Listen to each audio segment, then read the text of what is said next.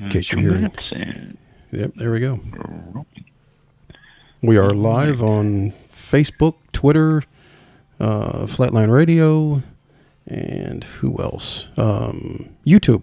There you go. And Mixcloud. On YouTube, yeah. So we got all that. Just want to make sure the audio was in.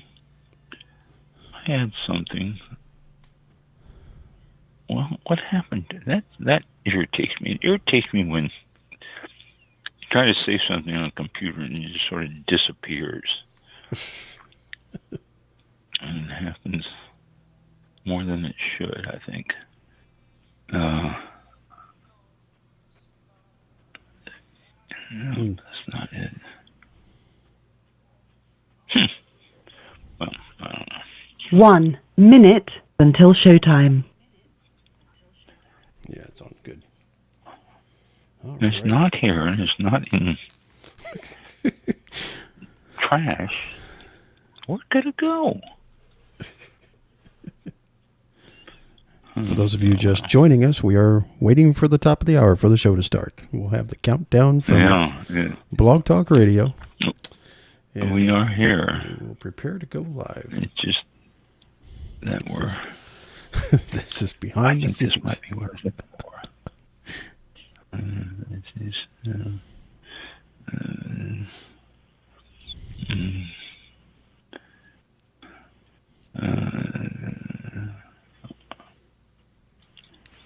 Oh, yeah, okay. I think this is it.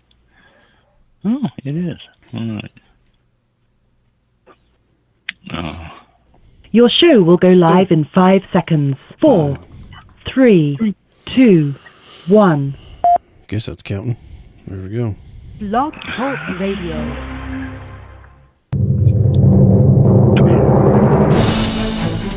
This is All About Wine, the talk show dedicated to the wine industry since 2009.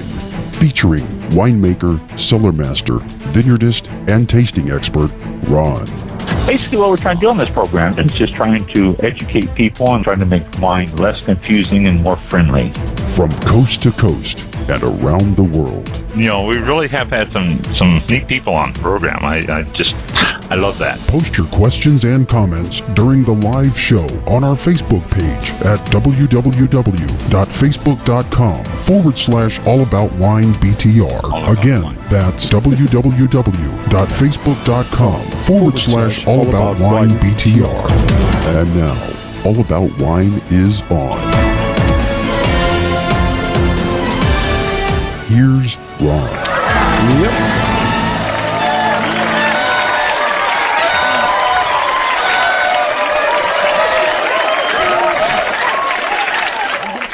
There he is. Yeah, the little whistler in the background. Yeah, I'm glad you had to talk. He's quieter and he's in the background and he still whistles. But that's good.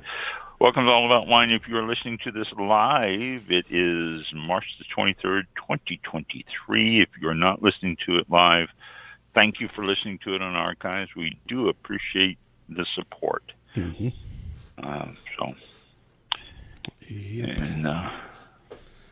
And that's where we've been. Today, Mike and I were just talking. 2000. I'm sorry, go on. That's where we've been since 2009. Sorry about that. It's just been going. That's right. Yes, yep. You're absolutely right. Just about every Wait, week. we should have an anniversary right about now, shouldn't we? I think we passed it, but yeah, it would Did we? be. Yes. Yeah, it was like March. Oh, I even forgot what date it was. It was like the first part of March, I think. Wasn't it? March 9th? I was thinking around the 10th. Probably. Yeah, that sounds about right. Yeah. No, we passed it. We passed our anniversary. What was it? 14 years. 2009 to 2023. 14 years. Wow. It's sort of an insignificant anniversary. The 15 years, that'll be a big one. Oh, okay. So these don't matter. No, these don't matter. Okay. It's, you get milestones like 10, 15, 20, 25. Milestones. Okay. So, yeah, we'll do 15 next year, and then we'll have to have a special show or something. Okay.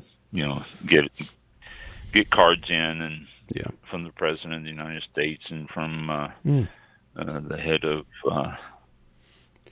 head of England.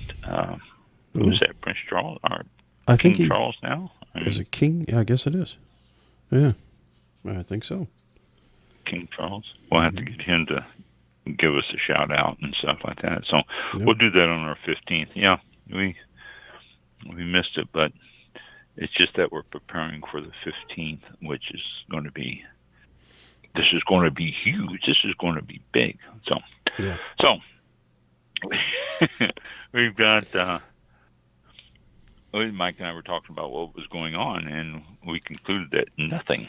It's just been sort of like a slow week, and not much happening. Now, this is here in Florida, although the weather has been an issue around the country, especially California. We talked a little bit about that before we came on there, and oh my gosh, I mean, floods and all sorts of stuff going to be happening there. It's already happening. It's going to get worse, but don't know how it's going to affect the grapevines. I saw an article, which I'll go back to it and address it a little bit about the rains, but the snow and rains, and it's just that time of year too, because I mean it's just getting bud breaks in places and stuff. So I'll call California Grape Growers Association and see if I can't get somebody on, or if they will just talk to me about it.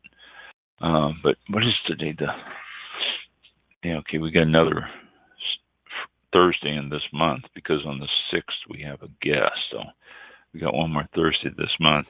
And then we got guests coming up in April. We've got, I've already got one booked for the 6th, and there's some others that I am in talks with. So yesterday started Ramadan. The greeting, I believe, and if I say it wrong, I'm sorry, Ramadan Mubarak, Mubarak, M-U-B-A-R-A-K, which is basically Happy Ramadan.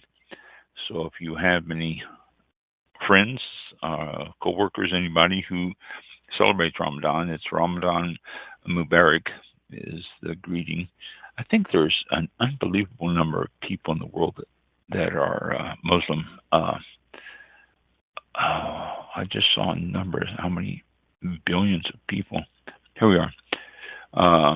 There are 8 billion people in the world, and about a quarter of them are celebrating Ramadan, which is fasting from sunup to sundown every day for an entire month.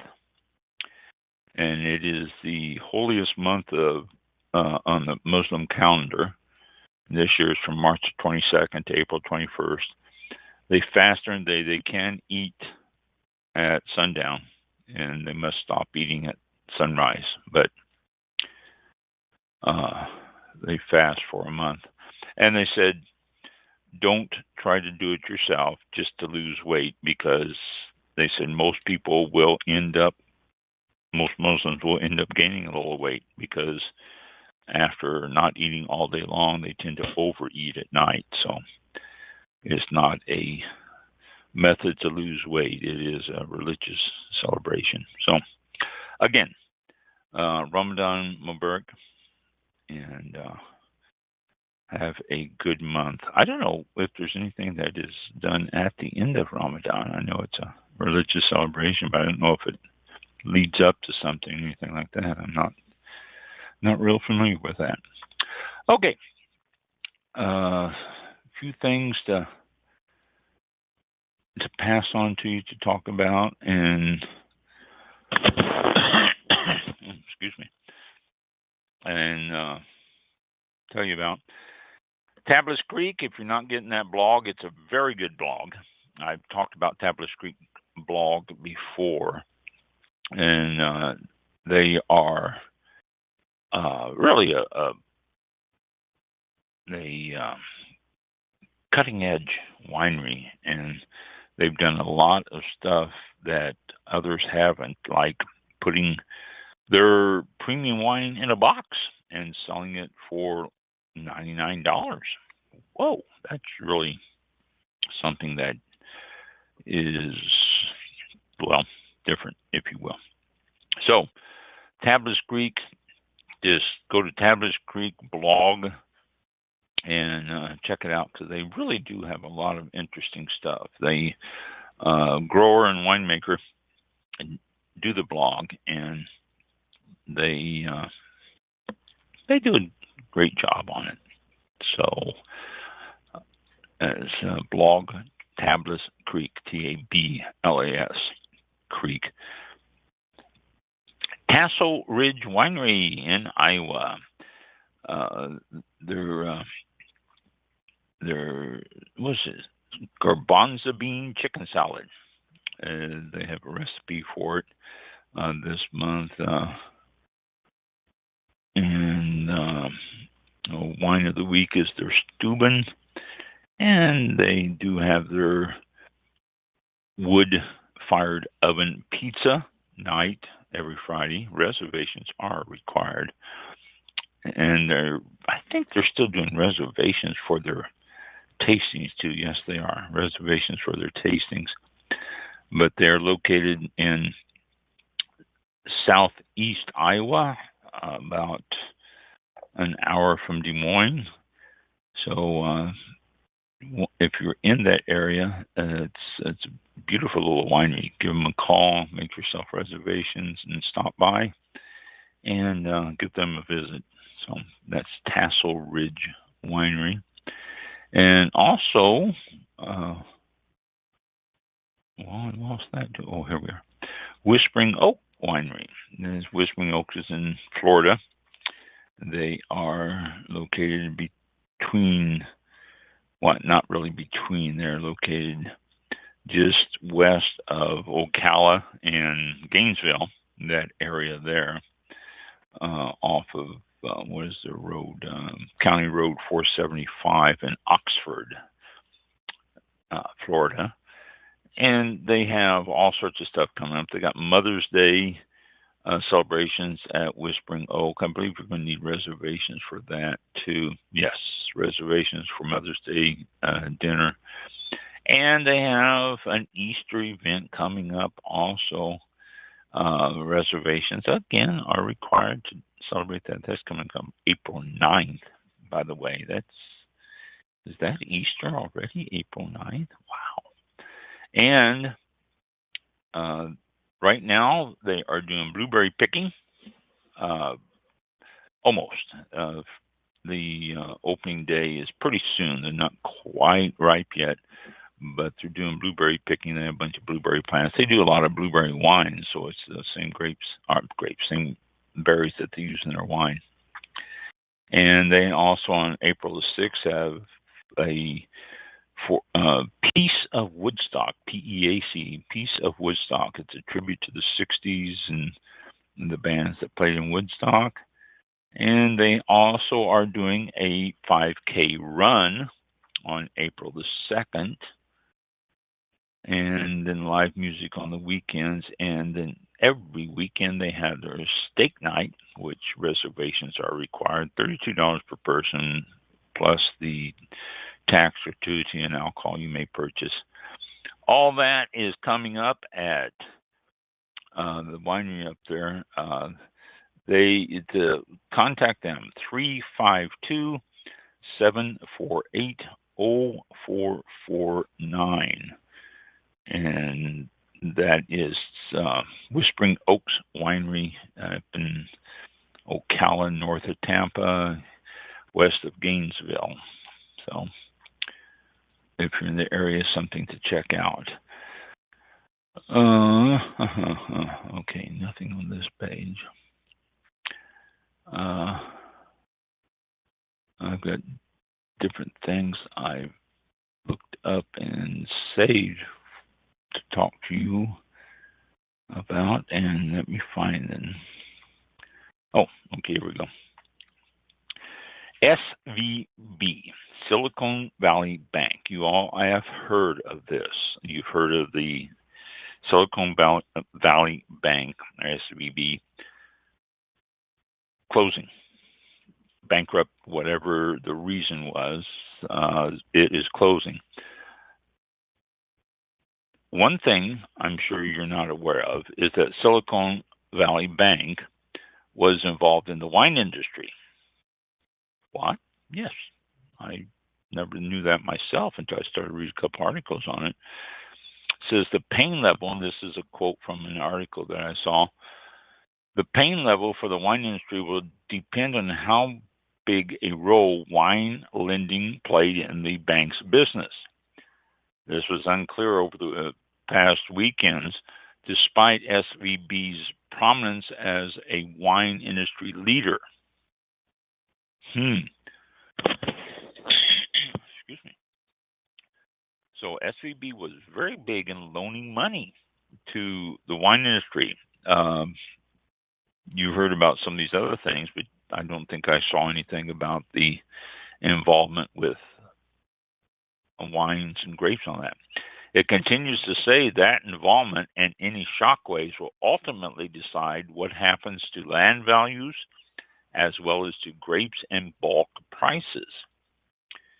If wineries are forced to sell land or grapes to raise money to meet loan obligations, prices for each could fall since the supply will be greater than the demand for either.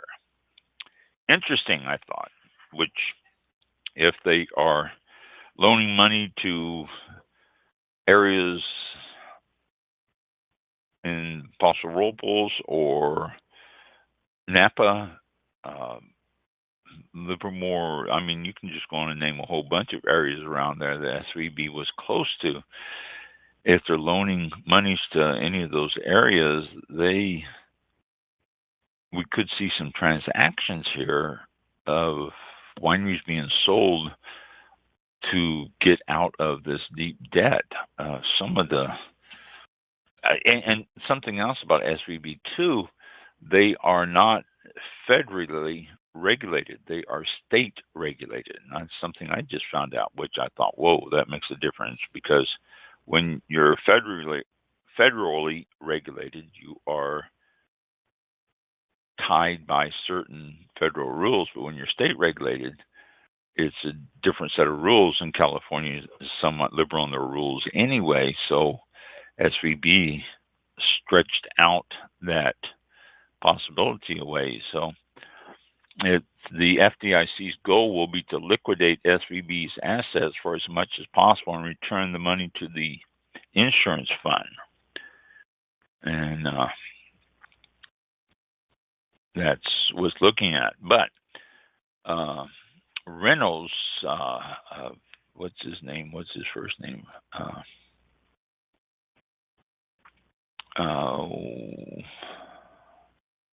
Well, there's his picture. What's his name? Reynolds. Robert Millen. Huh. Maybe it has it down at the very bottom of the report. No, it doesn't. Reynolds is his last name. He does a lot of writing for SVB in the wine division, and he does a lot of background checks and what's going on in the wine business and about the monies and stuff like that. He's quite well known in that aspect of it because of the fact that he is followed by a lot of people, and his advice and his knowledge has, guided people through different situations. But now he is no longer employed by SVB because obviously SVB does not have employees. So he is looking at going out on his own. But Reynolds' last name, he says he hopes that the wine industry report that he does, and he does a wine industry report, and one of the main things that he does is the State of the Wine Industry report every year. He has done this, and it usually comes out in October, and he researches it starting about now, actually, he said, and to get all the information together to come out with the State of the Wine Industry report. And it's really well received, well researched, and a good report that people look forward to. And he's not sure what's going to happen with it now. He hopes it finds a new home. He says calling it perhaps the best in the wine industry, this report. Rob McMillan, the report's author and the head of the wine division, wrote on his blog, Silicon Valley Bank, What Comes Next, on this last Saturday, that the study's future is problematic given the cost of producing the report, the legal questions about who owns the data involved, and where they will be working next, Reynolds and McMillan. So that's one of the repercussions of the Silicon Valley Bank closing. It leaves wine industry clients questioning what's going to happen. A lot of reports, and also loans and all that that's out there. So we hear some of the stuff, but we don't hear the stuff about the wine industry and the aspects of that. Okay, there's something that I thought was interesting. Argentina is creating a what they call the wine dollar. An unusual move by the Argentinian government is introducing a currency specifically for the wine trade. Yeah. Doesn't that open up a lot of questions? It says while International Women's Day this week once again saw a number of wine businesses point out that they too employ women, most of the wine-related news came from France and the ongoing discussions around how to exactly implement the French government's vine pull and crisis distillation bailout schemes. Besides that, we have a new financial arrangement for wine. And so the Argentinian government is looking at the new foreign currency exchange rate based on the country's wine exports. Okay, this is a bid to boost greater competitivity, thank you, in the wine sector. And it's similar to an initiative established in the soybean sector, which was the so-called soy dollar, which was established in 2022. And it was announced by Economy Minister Sergio Massa at a recent AGM, which I don't know what it means, for the Argentinian Wine Corporation. He said on April 1st, with the exchange competitiveness that the state puts in place for development, we must have more Argentinian wine in the world. And Massa was quoted saying, he also said, this aims at strengthening export competitiveness, adding markets and consolidating the growth of those who generate 330,000 jobs in Argentina. Grape production in Argentina is estimated to have dropped 21% over the last year due to weather conditions. So he's looking at doing wine dollars, just like it did soy dollars, to try to help the business grow. Yeah, but no, okay. And it's being backed up by the exchange rate in international market. So it just, if they've done it with soy dollars and it's been going on with that, then it just may work. So good luck to them. Argentina does a lot of exports, so it may be a very lucrative move on their part. Okay, here's something that really caught my eye. I read this and I went, oh. When I say Prosecco, what do you think of? Italian wine, Italian sparkling wine, Italian champagne, if you will, but Italian sparkling wine. Yeah, me too. I don't think of anything else but that. But Prosecco is also what Australia calls their sparkling wine. I didn't know that. I never thought too much about Australian sparkling wines. Now, this is from the southeast corner of the country, But there is a battle. There is a true battle between between Italy and Australia over Prosecco and the name. Now, Prosecco is a grape also. Okay, mainly it's a grape. Prosecco is a grape. And so the Prosecco sparkling wine from Italy is a name of a grape that's sparkling wine. Let me I won't read you the story here, but let me tell you about this here. It says it all started,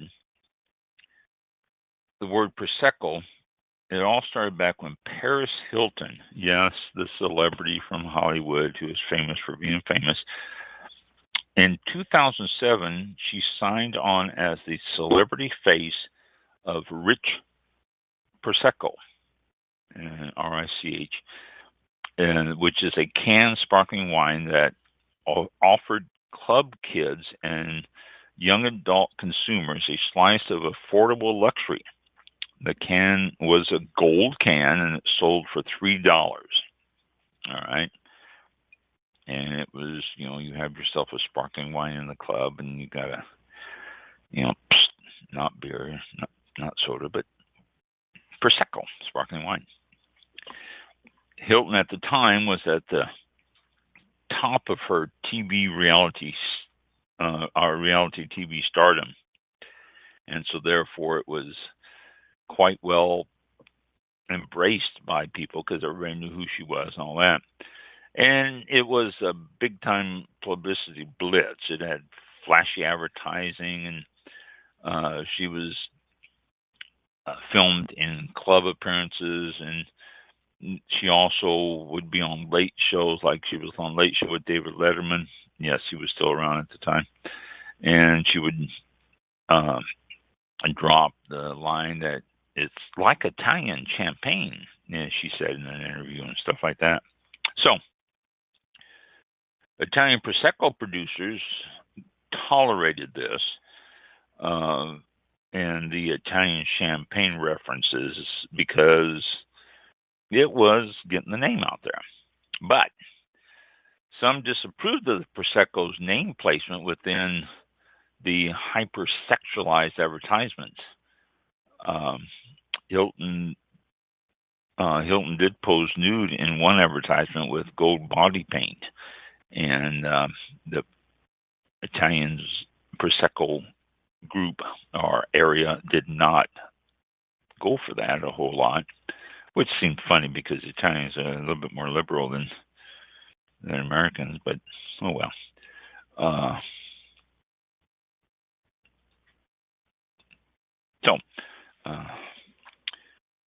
Let's see, where am I? So they were fearing that the can represented a low quality expression and it would cheapen the wine in the minds of people who drank it. But a Gianluca Bissell, who is president and producer of Bissell 1542,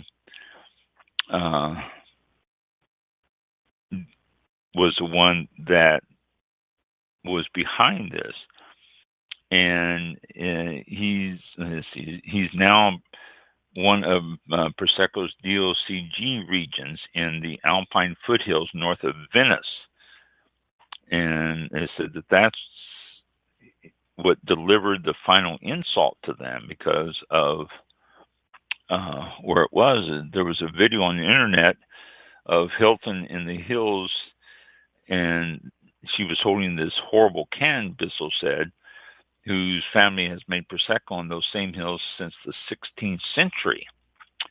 And in a certain way, you can thank Paris Hilton. It's thanks to this that we realize altogether that this was a problem. Okay, so in the late 2000s, the region's producers made an effort all together to protect the integrity of the Prosecco brand. And they established the new Prosecco DOC appellation in northeastern Italy, and all the rules around it, which you can and cannot be labeled Prosecco. Now, nearly 15 years later, efforts have created a significant sticking point, they call it, in the trade with Australia and the European Union. Australian winemakers who have produced wine from the Prosecco grape since 2001 want to continue labeling their wine using the term, whereas Italian producers insist that Prosecco is a protected geographical designation rather than just the name of a grape. Oh boy, here we go. This is the critical point here. And Italians wish to use a pending European Union-Australia free trade agreement to force Australian producers to drop the word from their labels. In other words, as some sort of stopping the trade with Australia, just like China has done. And China has done this. They've stopped trade with Australia because of Australian wine because of trade arguments and stuff. Now, hundreds of millions of dollars are really at stake here with the outcome of these negotiations. They expect by the end of this month or into April, they should have a decision. It says that the representatives will attempt to resolve the issue in the signing of the treaty. But what happens when the grape is also a place and also a wine? You can name a place, a designation of a place, which is okay. There's nothing wrong with that. Burgundy is a good example. Champagne itself is another good example. And Italy has some of their own too. Chianti is a good example from there. And so therefore these are regions that are designated and nobody can use them. But we've got an issue here with a wine, with a grape being also the place and the wine. Now, a little background on the Prosecco in Australia, which made it there in the 1990s, and it was taken there by the Del Zotto family of, oh my gosh, I'm going to destroy this, Valdobiodene. One of Prosecco's historic places for cultivation, and now one of its 3 DOCG regions. The Del Zottos planted their first Prosecco vines in 1999 in the King Valley in Australia's southeastern state of Victoria. And Prosecco now grows in 20 regions across Australia and has evolved into a valuable component of the nation's wine industry.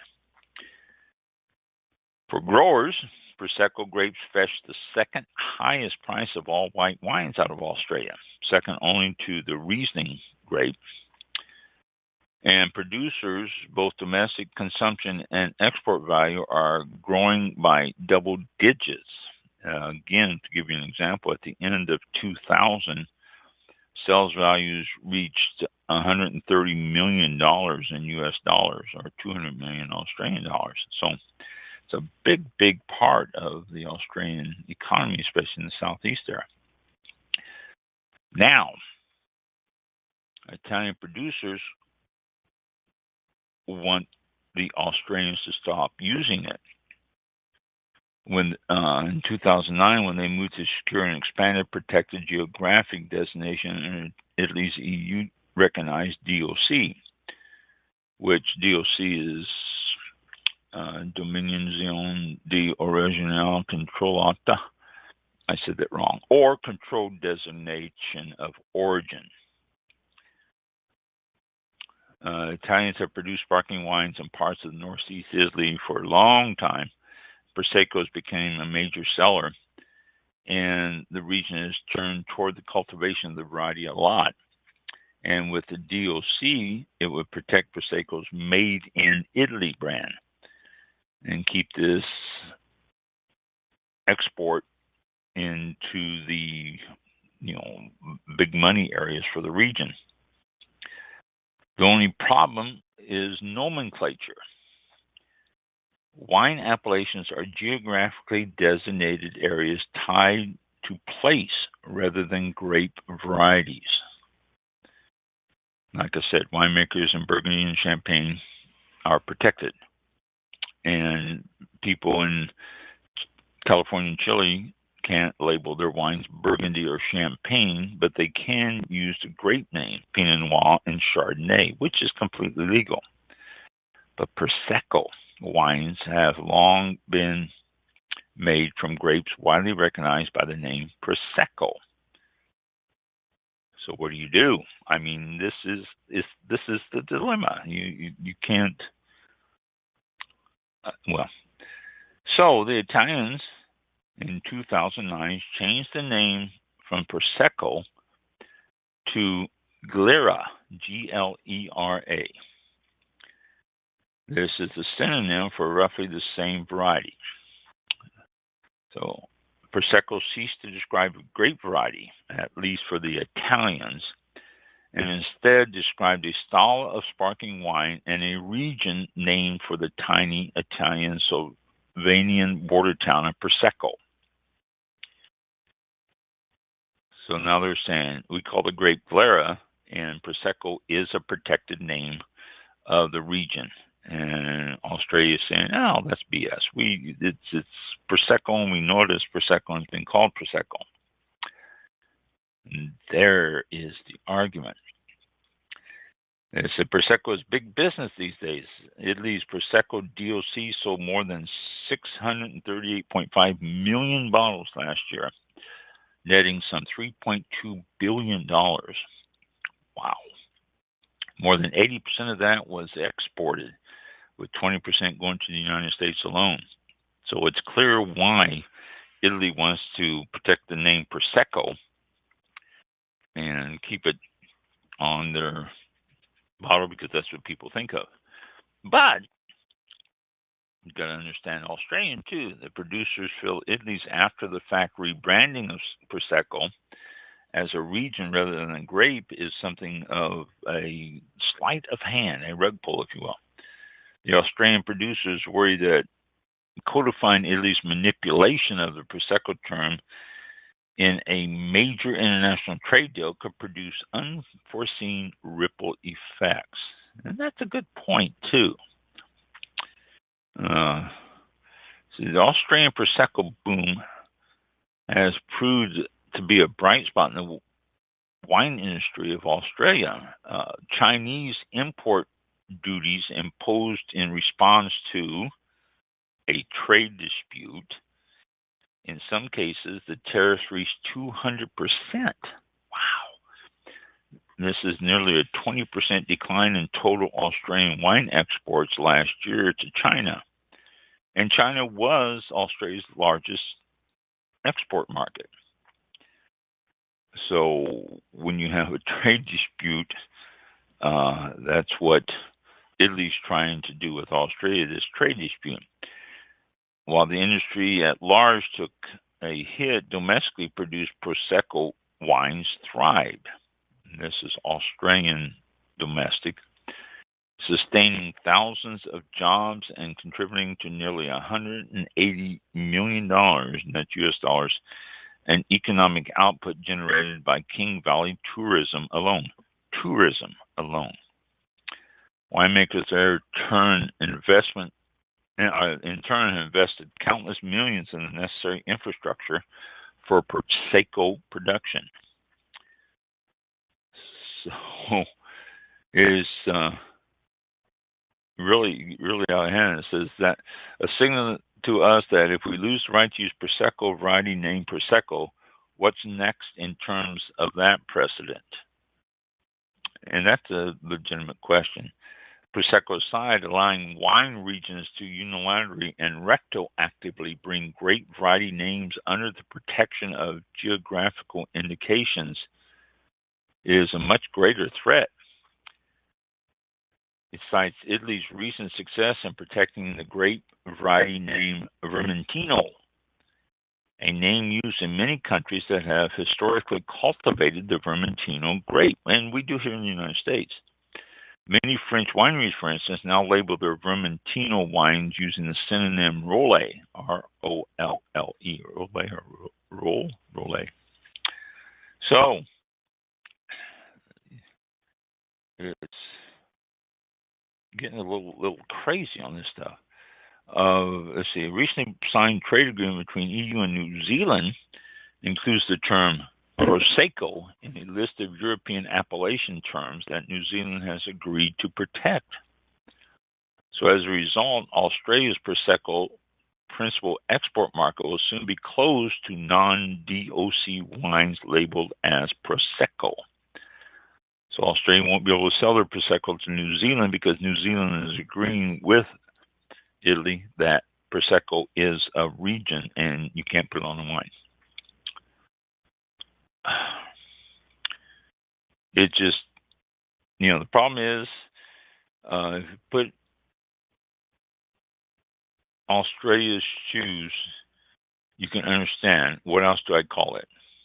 But for Australian winemakers who have invested millions in Prosecco production in order to sell Prosecco wines to consumers, the loss of that labeling term creates both frustration and confusion along with a significant loss of sales. When you have an appellation that's the same name as the variety, that's complicated. It's a mess. Prosecco is a bug in the system. And they call it Glera, G-L-A-R-A-C.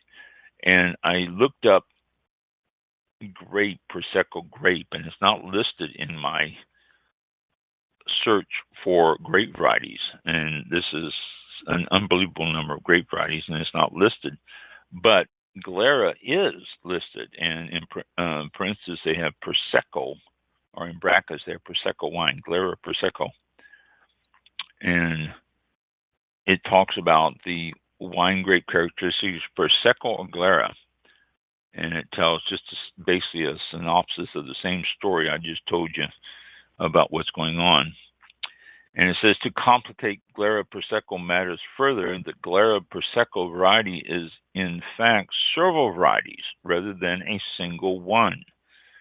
Although some authorities claim there are tens of sub-varieties and biotypes, in practice, these are boiled down into three key forms: Prosecco Lungo, L-U-N-G-O, Prosecco Tondo, T-O-N-D-O, and Prosecco Nostrano, N-O-S-T-R-A-N-O.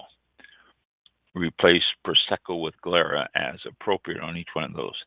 To add further complexities in the Colli Ugani, the varieties go by their local synonym, Serpina. So it's crazy. The whole thing's crazy. I think of Prosecco, I think of Italian, but I don't think of it as a region. Burgundy, I do think of a region, and all those others I can just start naming. I think of regions, but I don't think of Prosecco so much as regions.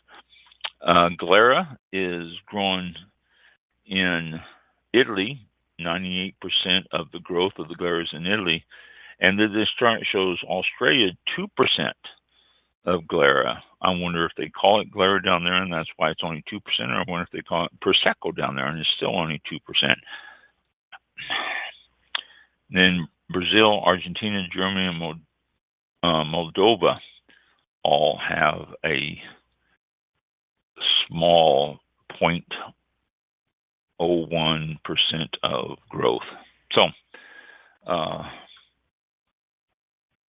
interesting story. I thought this is a little bit crazy. And the name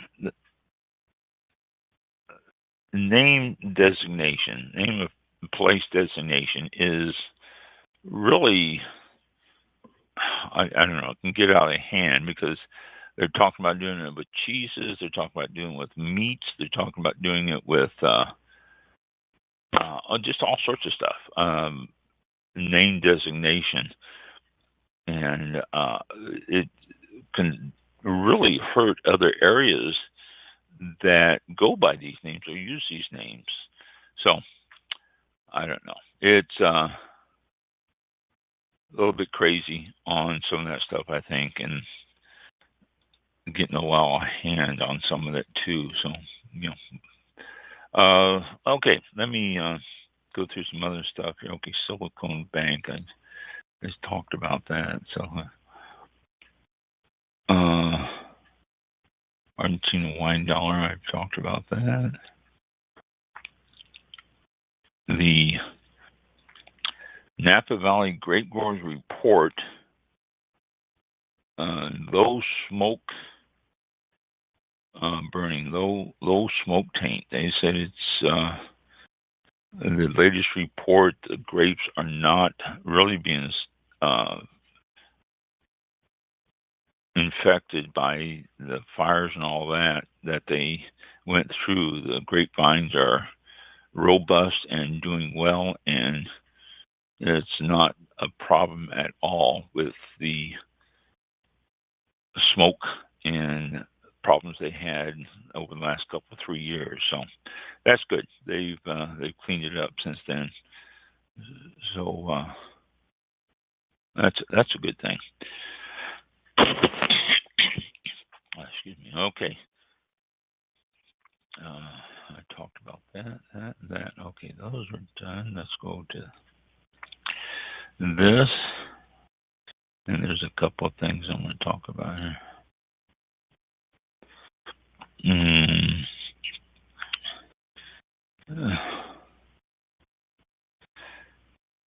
United States, excuse me, U.S. breaks records in the bulk wine imports. We have imported new record highs, 4.9 million liter. That's up 10.2%, which is an all-time high. But exports by the U.S. is down by 27%. That's the lowest it's been over 15 years. So this is not good for the industry. We're shipping mostly to Canada. And, oh, wait a minute, wrong chart. Is that getting from Canada? Top bulk wine suppliers. Okay. Canada, we're getting more from Canada than anywhere else shipped here. Chile is second, Australia third, New Zealand, South Africa, Argentina, Italy, France, Spain, Portugal, and then others. These are our importers that were, is that it? Talk wine suppliers, yeah, importers that we're getting. And let's see, top bulk wine suppliers to the U.S. is New Zealand, number one, then Chile, Australia, Canada, France, South Africa, Argentina, Italy, Spain, Portugal. So pretty much around the world, we're getting imports. So the top markets going out of the United States is UK, France, Denmark, Germany, Canada, Belgium, Japan, Sweden, Netherlands, Norway, and then others. But the charts, comparison of the charts, is just nowhere near as encouraging as let's see, top markets for bulk wines shipping out of the United States. United Kingdom is the biggest one. 76.7% of the bulk wine shipped go to the United Kingdom. Then 8.1 to Germany, and then France, Denmark, and all that. They all taper off from there. So, wow. Quite a big imbalance we have right now, shipping so much more in than we're shipping out. not can't be good for the wine industry. California was talking just a year ago about how well they were doing about shipping to China, and I don't know if they're still keeping up that volume to China or not. So, okay, let me see.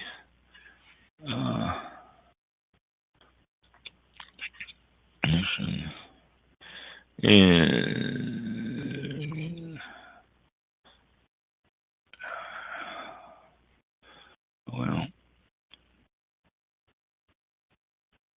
Bulgarian wines. There's something here I want to talk about, and I can't see it.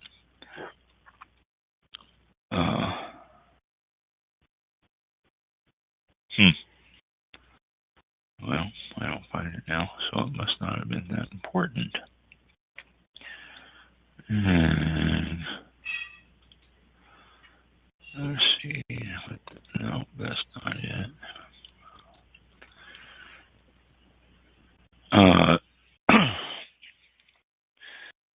This article is talking about California wine exports resilient in the global market, led by strong growth in Mexico and some Asian markets in the EU. So California is shipping to other places. Wine producers, Sonoma grape user fees, Oregon Asian market, Italy's Australia bubble, Battle Prosecco is coming to a bumpy head. Is that a new article? No, that's the same thing there.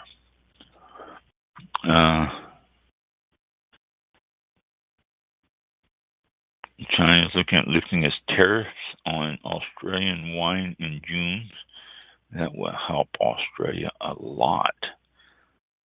Plus all the floods and everything they're having there. That's something else that's not good for Australia. Low alcohol wines are all the rage. I was going to talk about low alcohol wines, but I've been talking to a guest, or talking about booking a guest that is an expert on low alcohol and low alcohol wines and knows all about it and everything in the market and the whole bit.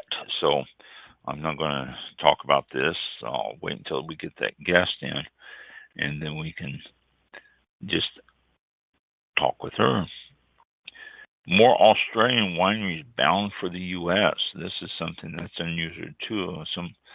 A fair share of Australian wineries are opening up branches in the United States, and I'll get that out right there. And they said that the benefits are great because they can do the wines and successfully in Australia coming here. They can increase their volume, and it would save them so much money on export and shipping and everything else. So we may see some Australian brands pop up with United States as the place that it was made, which should be interesting. That see what type of style. I mean, we get different ones that we're so used to, and have it made somewhere else might be an interesting. The new website that's out now is targeting the harms caused by the 3-tier system. I am not a fan of the 3-tier system. That's where basically I've talked about the 3-tier system before, but wineries, well, it goes in alcohol, basically, I'll talk wineries. Wineries can hold 2 licenses. They can hold a manufacturer license, or a retail license, or a distributor license, but they cannot hold all 3. They can only hold 2 of them. And most of them hold the manufacturing and retail, and then they then they have a distributor distribute the wine, and so then that way they don't have to worry about the third thing. And the three-tier system of alcohol distribution is basically producer, wholesaler, and retailer. They're all different licenses, and they all have their different privileges. But producers are only allowed to sell to wholesalers, while wholesalers are the only entity that is allowed to sell to retailers. Unless you have a wholesaler license, then you're not supposed to change it. Not supposed to sell directly to retailers. It's crazy. It really is. And this has been going on a long time. This is, well, I've talked about this before. This is from Prohibition, basically, when they stopped Prohibition and signed the 21st Amendment back into stating that we were no longer going to have Prohibition. And they decided that the best thing to do here, instead of giving too much monopoly to any one group, they decided to do the three-tier system and threw it, the federal government threw it back at the states and said, okay, here's the three-tier system. We want to follow this. Now you're in charge of it. And ever since then, it's been a fiasco. That's why you can't ship out of state a lot of times and all this stuff. It's all a fiasco. But the three-tier system is ridiculous. I mean, it just, Florida State's Winery had all three licenses. We got all three licenses. I think it was just simply because we snuck in and got it, and nobody questioned it. And I kept the three licenses up until I closed the winery. And it was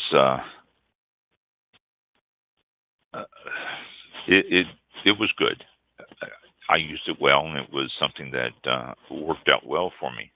But it's you couldn't do it again. You couldn't get all three licenses the way it's set up. But excuse me, they're looking at doing something else now. They're looking at fermenting changes, and which will change the regulations of the three-tier system, and give people a full access to the market. In fact, this paragraph here, the last paragraph on this article, and the last one I'll do today, actually, the three-tier system was created in the early 1930s after repeal of Prohibition, and with the goal of preventing the problems that preceded Prohibition more than 100 years ago. What's needed is a new alcohol regulatory approach that addresses the primary concerns and issues confronting society and the industry in the 21st century, not the 19th century. There you go. I agree with that. I mean, I'm a big advocate against the three-tier system. I think it is absolutely antiquated, and it creates more problems than anything. If you want to use a distributor and you're using one and you're happy with them, fine. That's great. That's wonderful. I'm not saying you should do away with that. But I'm also saying that you should not be forced into using distributors. And the way distributors work, I mean, they're enormous. There's maybe 6 or 7 enormous ones around the country. I mean, like, they distribution for like 20 states and stuff like that. And but maybe we can get an up-to-date, well, no, we won't, because Congress can't agree on anything. So there's not going to be a national consensus for this from anybody. Oh, well. Okay, I'm done. What's happening this coming week? Nothing. I don't think there's any holidays or anything coming up, is there? Easter's in a couple of weeks.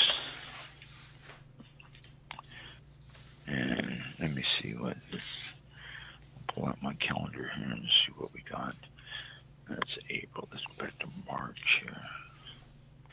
Today's the 23rd, which is National Tamale Day. All right.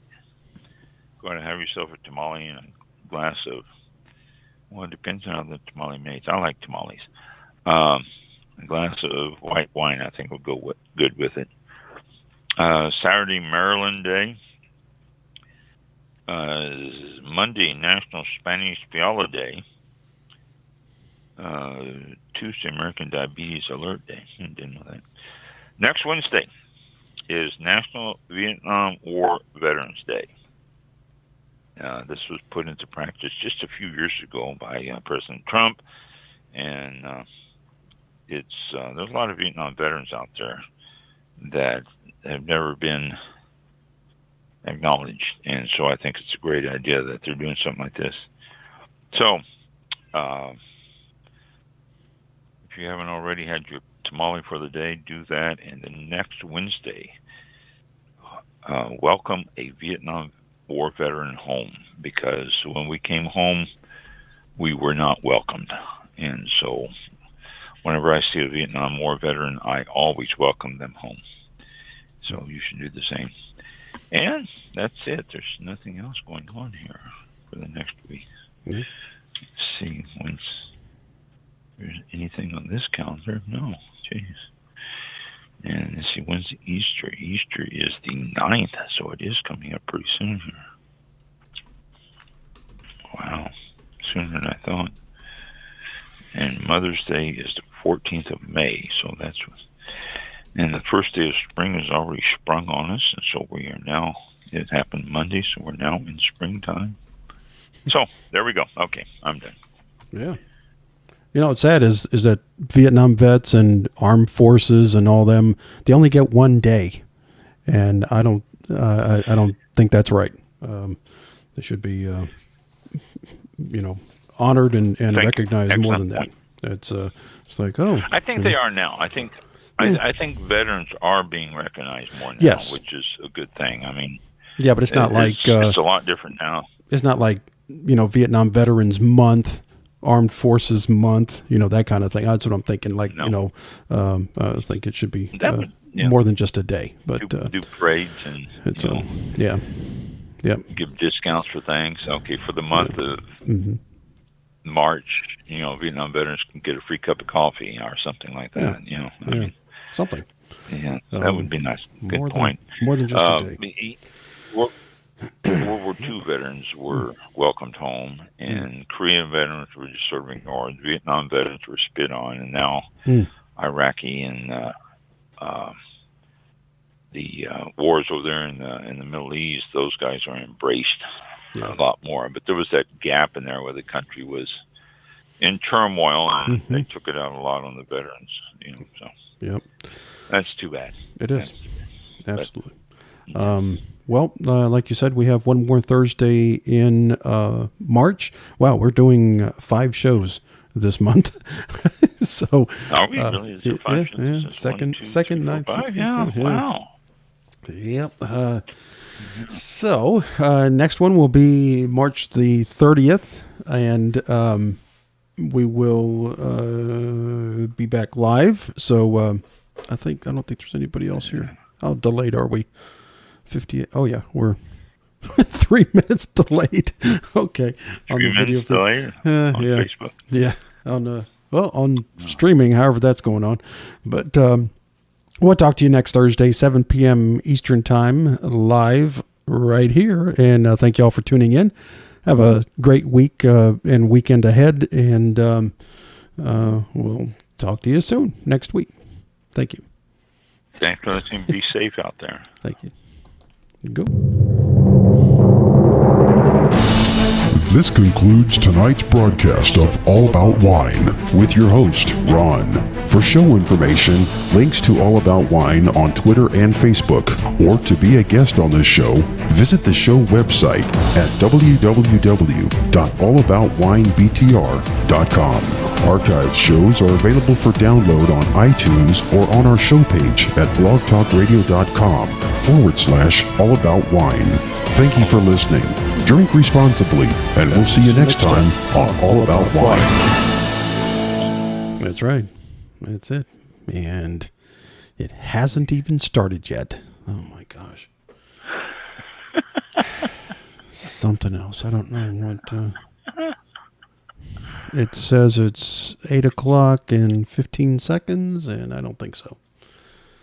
So, the green room. We can at least turn Blog Talk Radio loose. Go to the green room. Oh, really? All right. Yeah, I'll try that.